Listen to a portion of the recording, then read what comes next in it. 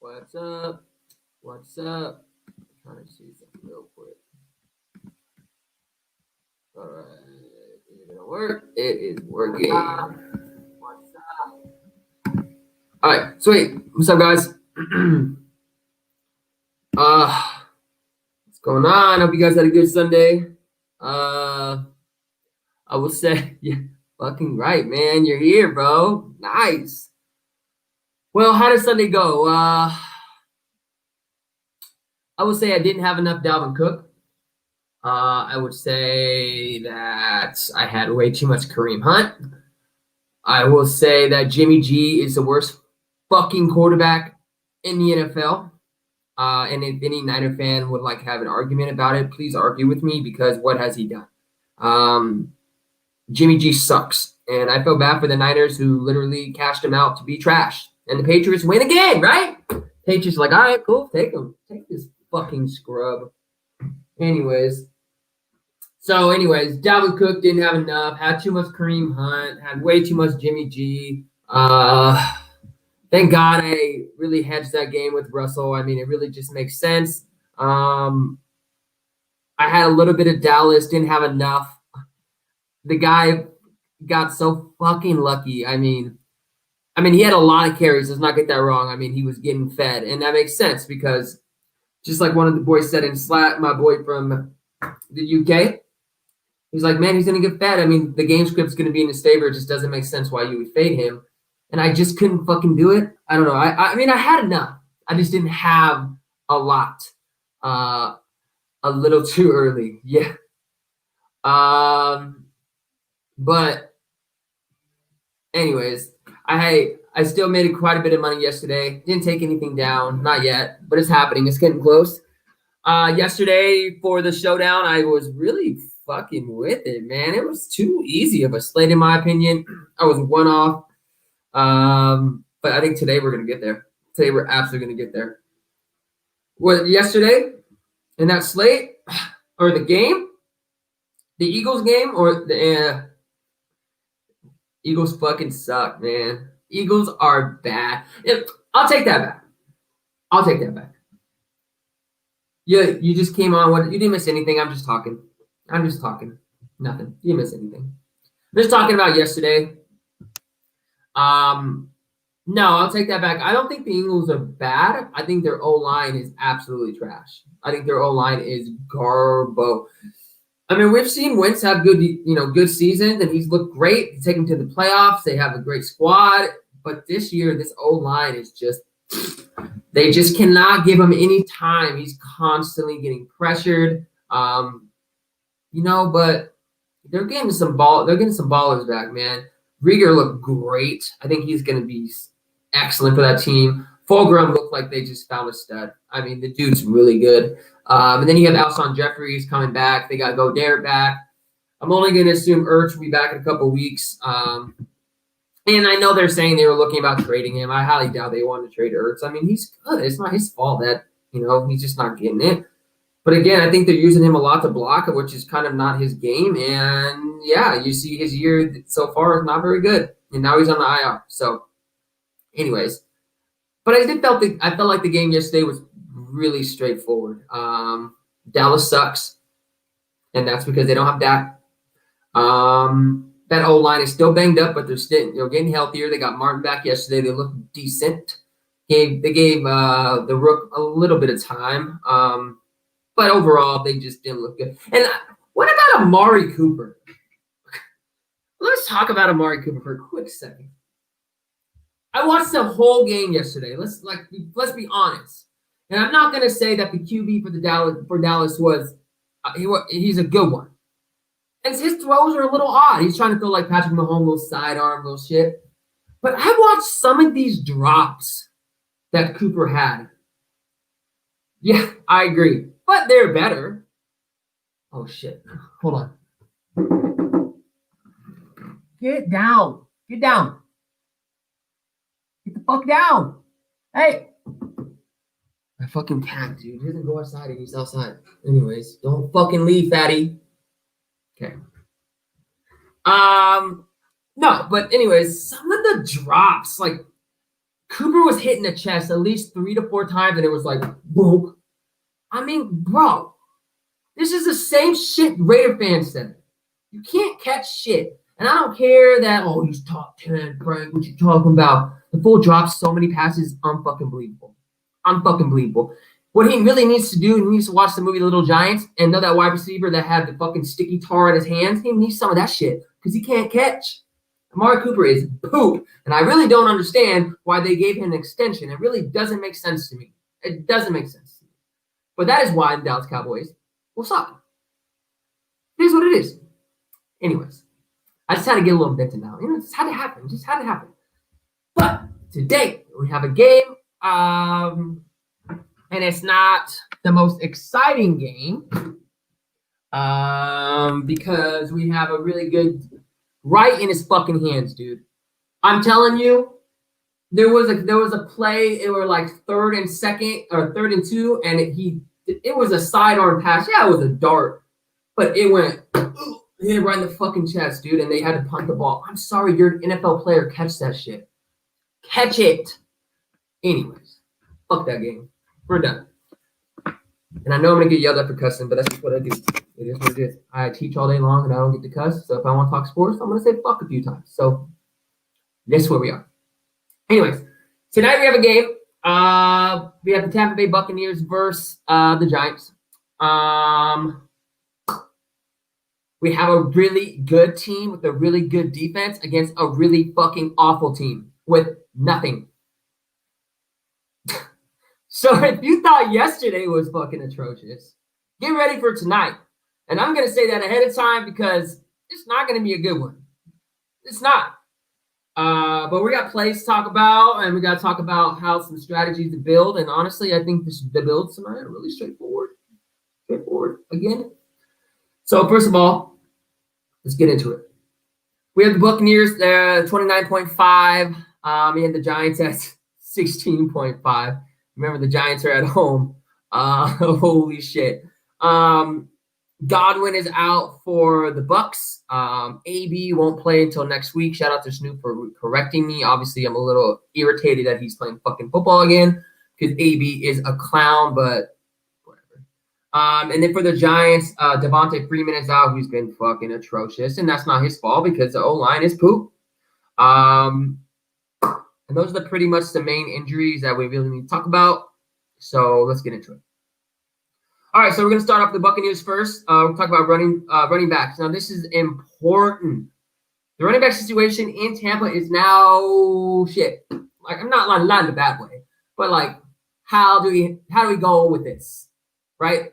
So first of all, talk about the Giants, how they are doing on defense against the run. They're 11th in DVOA, 8th in yards per carry, so they're not awful. They're really not that bad. Stopping the run, but they can still be eaten alive. And tonight, they're going to have to stop the run the whole game because obviously they're going to be playing from behind, and I don't think the Bucs will really push it. I think they're just going to run at the end. So we'll see how it goes. But anyways, the first running back I want to talk about is Ronald Jones. He's 8,800. Ronald Jones started the year as the lead back. He did pretty fucking good, too. He averaged 4.6 yards per carry without a turnover, so he never fumbled. He looked great. He looks excellent. He looked way better than he's ever played. 4.6 yards per carry is pretty good. That's really good in my opinion. But we got some shit going on now. He's now starting to lose work because Leonard Fournette is back and healthy. Last week, the snap count was Fournette outsnapped Jones 56% to 43%. That is a huge gap.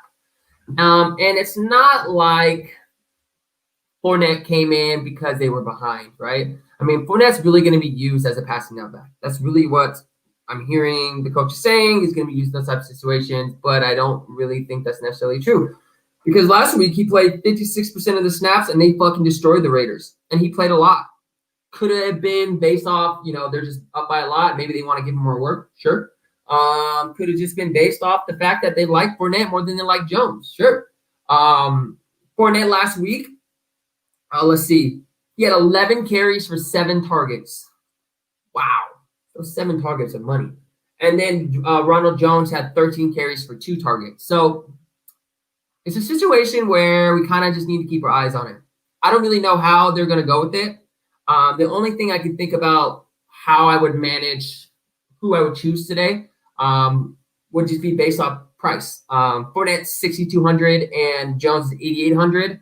So based off that, I would prefer Fournette at a discount price, only because I think they're splitting.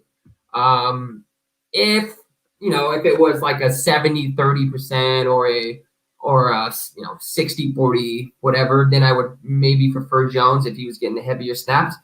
But we don't really know. So as of right now, I'm leaning towards Fournette. I wouldn't hate you if you played Ronald Jones, but I think Ronald Jones would be strictly more tournaments for me. I get it in cash, but I would rather go with someone cheaper. So prefer Fournette, but Ronald Jones is fine. Just know that it is going to be a split backfield. So however you want to go at it. But again, I would lean Fournette over Ronald Jones as of now. Yeah. Okay. And then all the other running backs, all the backups, who fucking cares? Doesn't matter. Those guys don't matter. Yes, this should be fine for FanDuel as well. Yeah. I'm assuming on FanDuel as well that Fournette's way cheaper than Ronald Jones. Yeah. That's what I would think. I mean, FanDuel is a shit show anyway, so I wouldn't be surprised if Fournette's like $200. But yeah. All right, let's talk about wide receivers now. The Giants are ranked 27th in DVOA and 21st in yards per pass. They really are not that bad. They're really not. Which is shocking because they're really known to be fucking just bad as a team. But they've gotten a little bit better. Let's talk about that. Let's talk about Mike Evans first. As you know, Godwin is out, which is important. Mike Evans is 10,800. With no Gordon, which has been about 3 games this year, Mike Evans has 27 targets. Jones, 1,300. Or wow. Yeah, Fournette still. Fournette, absolutely. So again, with Godwin out, Evans has gotten 27 targets. Holy shit.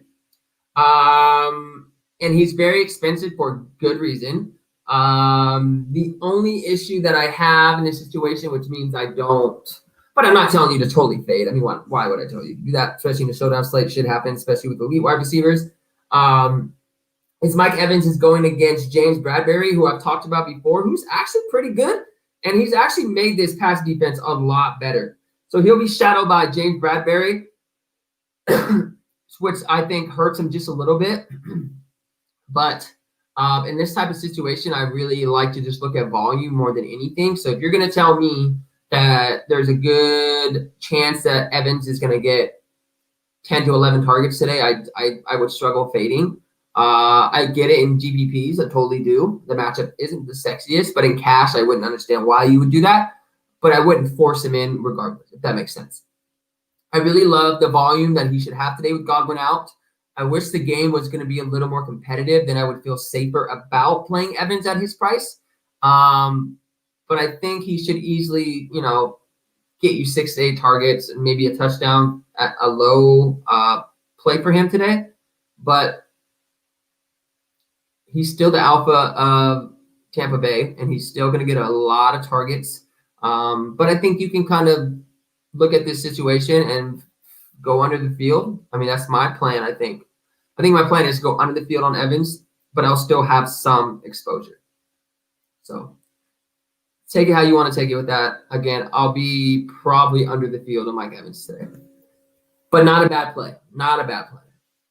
The next guy is who I really think I'm going to go over the field on, and I'm kind of shocked that I would say this, is Scotty Miller, 8,600. His price went way up because he smashed against the Raiders. Way up. He definitely has a better matchup. Again, no Godwin. And I think his ownership will be a lot lower. I think a lot of people would think the same way I'm thinking. 8,600 for Scotty Miller, you're insane, right? I mean, it's Scotty Miller. But I think he's still in a great spot. I think he has a better matchup. He's, cheaper than Mike Evans. He has a pretty high ceiling for what he's shown us so far. Is he a riskier play? Of course, he's Scotty Miller. But if Mike Evans tends to struggle, if Bradbury just gets on his ass the whole game, I think Scotty Miller should eat today. He has a way better matchup. He's way cheaper. And he's coming off a prime game. I mean, love me some Scotty Miller tonight. I do. Love me some Scotty Miller tonight. And I'll talk about if I like him in cash or GPPs. I kind of need to think about it for a couple more minutes. But, yeah, I love Scotty Miller, especially in tournaments. I would say that. He's an excellent play in tournaments, and you can definitely go under the field on Mike Evans for Scotty Miller in tournaments, and you can be sitting pretty. I love Scotty Miller today. So check out the next guys. We'll talk about some important stuff. Tyler Johnson is 4,800, and Justin Watson is 800. Justin Watson played a ton when Godwin was out to start the year, and he's only $800. But now it looks like Tyler Johnson is getting more work. Tyler Johnson this year so far has 9 targets, 7 catches, and 2 touchdowns. He's 4,800, which is pretty fucking annoying. I mean, 4,800 for a guy who I think is super risky. But, I mean, if he catches the touchdown, he breaks that easily, right? But with that being said, I think he's strictly tournaments only. Wouldn't touch him in cash. It would be strictly tournament play. And the same thing with Justin Watson. I think he'll be pretty popular. He's 800. Like I said, he also played a lot of time with Godwin out. But I think I would prefer Tyler Johnson. But they're both pretty risky for me. So tournament only for both those guys. Okay. The next player I want to talk about is tight end, Rob Gronkowski. Rob, the same guy who was fucking smoking hella weed and just chilling and enjoying life, fucking bitches and just living it up, and all of a sudden he's playing football again.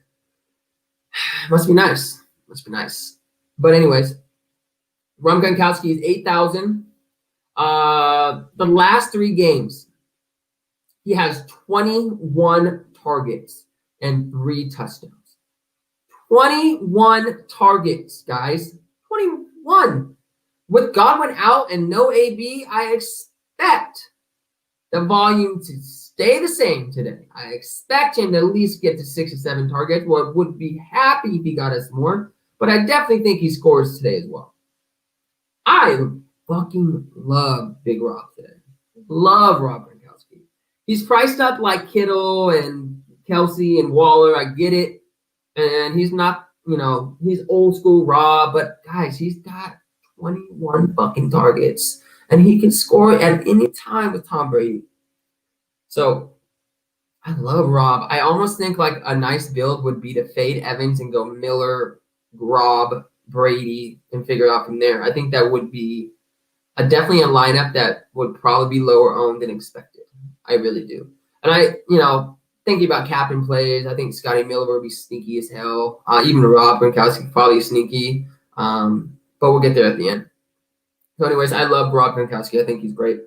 Cameron Brate, not really touching. I'm sure one of the guys in here will tell me I'm fucking retarded later. It always seems like Big Nick in there is playing all these guys who I fucking hate and they end up going nuts. I just don't get it. But I think Nick's probably smarter than me with these value plays. But Cameron Brate's not for me today. I really wouldn't go that route. If you do, and he scores, let me know. But I don't think I'd go Cameron Brate. I'd rather stick with Rob Gronkowski and call it a day. So the Bucs, I feel like, are pretty straightforward, guys. I don't need to talk to you about Brady. He's always in play. I would prefer Fournette over Ronald Jones, but I like both. Mike Evans is smash spot no matter what. Matchup isn't the greatest, so GPPs, I would definitely go Scotty Miller a little bit over the field with that. But Mike Evans is still fine. Then the wide receivers, Tyler Johnson, 4,800. I think he'll be literally not owned. So great tournament option. And then the same thing with Watson. I think Watson's a little bit riskier, but I think Tyler Johnson is the same boat. But I think Tyler Johnson has a higher ceiling because he can score. I mean, he scored. And then Rob Gronkowski, as you know, my boy, my guy. Love Rob, Big Rob today. So, again, I think the Bucs are pretty straightforward, guys. Pretty easy to kind of talk about. Now we get the fun part. We get to talk about the Giants. You guys ready? Just turn it off. Fine. I'm just kidding. Let's talk about the Giants. These guys are important. Come on.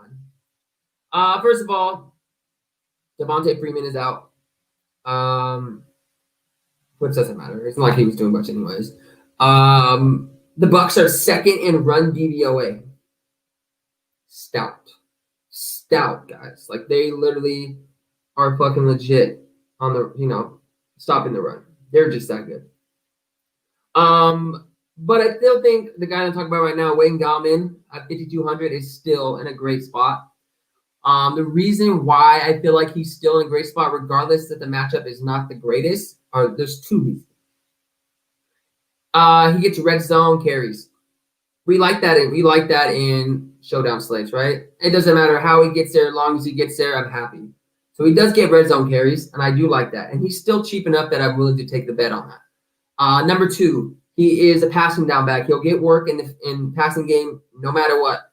Even if it's 3 to 4 catches, I'm cool with that.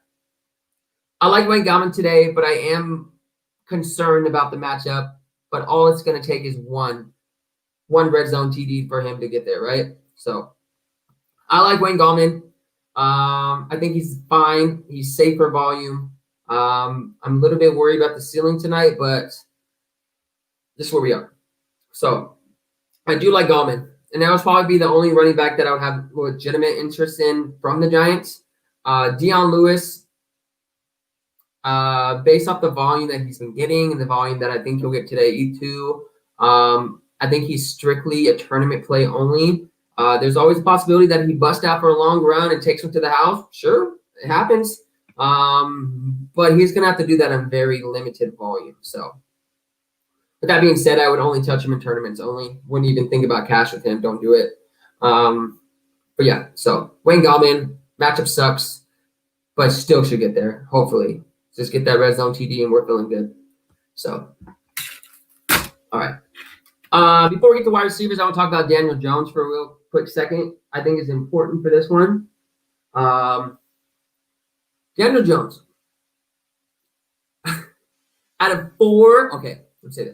Out of 7 games, he's only reached 2. Wait, hold on. No. Out of 7 games, he's only reached 200 passing yards 3 times. 200 yards, you're an NFL fucking quarterback? Guys, I don't fully blame Daniel Jones. Again, I don't. Again, I think an O-line issue is happening. We got another O-line issue going on, and Daniel Jones is paying for it. He has a really, really, really, really, really, really, hear me? Tough matchup today. Tough. I could legit get going under the field in tournaments. Honestly, I will probably have a lot of 5-by-1 stacks, and I know that will be chalky, but who fucking cares? You still have to pick the right plays, and you still have to get the right combos for it to hit. So even though a 5-by-1 stack could be chalky, you still got to make it happen. Daniel Jones would only be a tournament option that I would feel comfortable with. I guess if you were just looking for the safe volume, he's fine in cash, but if he doesn't get at least 10 points, I don't know.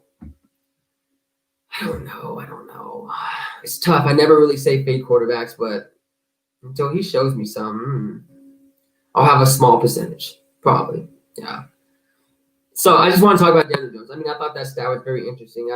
So 3 out of 7 games he's reached 200 yards. Are you fucking serious? It's bad. Really bad. All right. Let's talk about wide receivers. First of all, Patriots. You know what I'm saying? The Bucs are first in pass DVOA and 9th in yard per carries. So again, stout. Defense is just sick, guys. Their defense is stacked. They're just really good, and it sucks because Tom Brady. Who likes Tom Brady? I don't. But he's on a good team. So now we got to talk about the wide receivers and the Giants, and I don't feel happy about it, but we got to do it. The first wide receiver we're talking about is Darius Slayton, he's 7K. Matchup sucks, like literally trash. The matchup is not great. Matchup is poop. I'm really scared about him, and even in cash, I think Darius Slayton is strictly GPP, only GPP, and even that I feel kind of sick even saying. But due to his deep threat, he could easily get there in a deep bomb, right? 2 catches for 90 yards and a touchdown. You're fucking loving it. So would I play him in cash? Hell no. Would I play him in tournaments? Hell yes. He's expensive. I don't think he'll be highly owned at all, and I don't blame people for that, but he could easily hit on less volume for a lot of yards. That's the type of wide receiver he is. He doesn't need volume to get there. So Darius Slayton, strictly tournament for me. Strictly tournament. The next wide receiver we'll talk about Sterling Shepard. Last week was his first week back from the IR. He played 77% of the snaps. So they pretty much said, get out there and go. And he looked great, didn't he? He caught 6 of 8 targets. And he looked good. He looked great. Shepard doesn't have the same ceiling as Slayton. He doesn't have the high ceiling as Slayton does. And that's okay. But I think Shepard is less riskier to not fail, if that makes sense. Like, I think Shepard has a greater opportunity to get to what he needs to do based off the volume. I mean, he's going to get fed. It may be 8 catches for 60 yards or something like that, but that's fine. If you really need to get that one wide receiver and your 5x1 stacked, I think Shepard's my guy. But I think in tournaments what I'm going to do is I'm going to like flip-flop with Slayton and Shepard, kind of just get some mixed combos with that. But those are the main 2 guys I would really have any interest in right now. So, of course, we're going to talk about the next one is Golden Tate. He's 3,000, and I promise you, probably going to be 80%. 70% maybe? Maybe I'm too high. I don't know. But at 3K for Golden Tate, that just seems like, whoa, what's happening?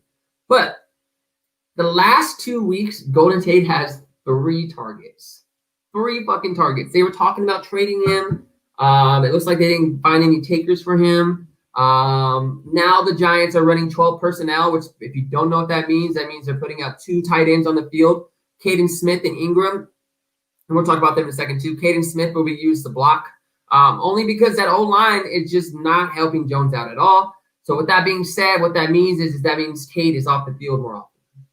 So if you think that today Golden Tate is going to get his normal workload and they're going to need him and he'll get a touchdown, whatever the fuck you're thinking, then don't listen to me and play some Golden Tate. But I am assuming with this stout defense and the pressure that they're going to put on Daniel Jones today, the Giants will have no other option than bringing in Caden Smith and helping and making him block. So honestly, I'll probably have, my first instinct is saying 0 Golden Tate. I don't think he gets in.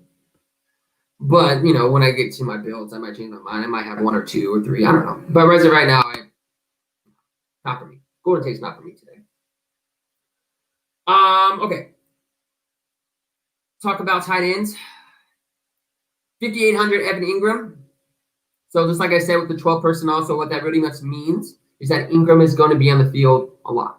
He's going to be on the field a ton. And he's at a decent price. And it's a little bit easier to swallow that price at 1,500.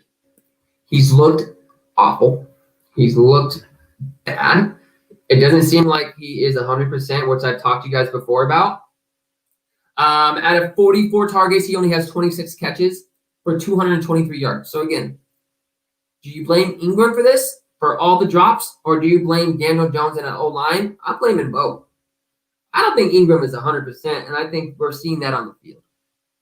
But at 5,800 in an opportunity where he's going to play a lot of snaps, and I think that Jones is going to have to lean on some short passes to get away from that pressure, I got a little bit of interest in Ingram. I don't love it. I can't tell you that I'll have a lot, but I have a little bit of interest, just a little bit. And then the next one I really like is my punt. Yes, it could be a risky play, but I'm here for it. 400, Caden Smith. Just like I told you guys, they run 12 personnel. Caden Smith would be on the field a fuck ton. He's mainly used as a blocker, but with the amount of snaps that he plays, I think that just means that he has a modest floor punt. I mean, you really don't need much. Like if he gets 2 or 3 catches, you're loving it. I mean, he's only $400. So I do like. He's a little bit risky, but what $400 player is not? So I like Caden Smith. He's fine. So a little recap on what we just went over. I like Wayne Gallman. Matchup sucks, but red zone carries are there, and he should get work in the passing game. So I like him at that price at $5,200. I'm with it. Like Gallman. Deion Lewis, tournament only. I don't think I'll have any, to be honest. Daniel Jones, trash.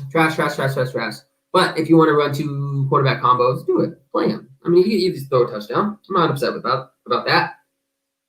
But I will probably be on the field on Daniel Jones, and I never say that. Wide receivers, Darius Slayton, tournament only, high ceiling, very risky matchup. Sterling Shepard, I think he is a safer play than Darius Slayton, but again, Darius Slayton has a higher ceiling.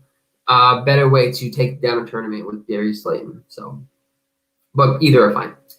Golden Tate, he's 3K, 3 targets last 2 weeks. Again, like I told you guys, 12 personnel on the field. Concerned about Golden Tate. I'll probably have none. I probably will not have any. Evan Ingram, it's fine. Risky, but he'll be on the field a lot. And then same thing with Caden Smith, guys. So, yeah. So let's talk about my cash player pool, and I'll tell you my tournament captain plays. Then I'll let you guys go. So for cash, I think both QBs are fine. I know that Daniel Jones is in a shit spot, but for cash, I like to have both quarterbacks no matter what. Safe volume, things can happen. I like Daniel Jones in cash. Tom Brady in cash, no brainer. Bucks running backs in cash are just fine. Again, I would probably go Fournette over Jones just based off the price. But I think both are fine in cash as well. Gallman is also fine in cash. Safe volume, pretty cheap. Would be the main giant that I'm really trying to get my one off for. And of course, both kickers are fine for cash too. Evans is fine too. I wish he was cheaper. But I guess if you're fading Daniel Jones and you want to make sure that you use some salary, go with Mike Evans. But I don't think you have to in cash. I also like Miller and Shepard in cash as well, but I think they're riskier plays in cash. So, cash is kind of a mess today, but I think you just need to go straight forward with the running backs and QBs and the kickers, and I think you should be good. Okay, for tournaments, and these are captain plays, and you can mix and match with flex options as well. Fournette's my number 1 captain play today.